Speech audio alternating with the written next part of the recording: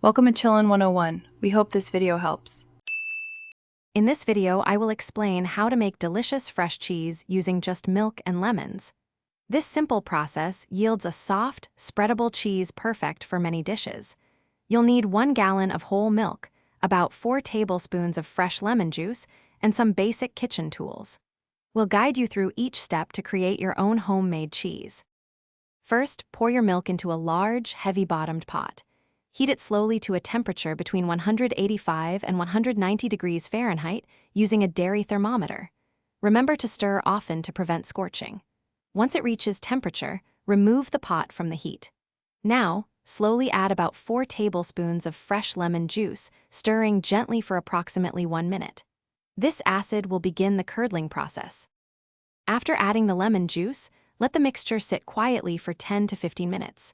You'll see the magic happen as the milk separates into solid white curds and a clear, yellowish-green liquid known as whey.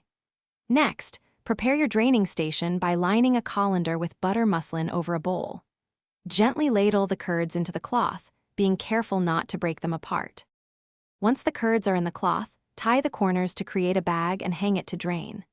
The draining time, from 1 to 6 hours, determines your cheese's final firmness.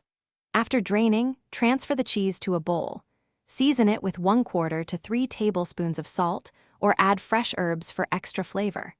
Your homemade lemon cheese is now ready to enjoy, and it will keep fresh in the refrigerator for about 7 days.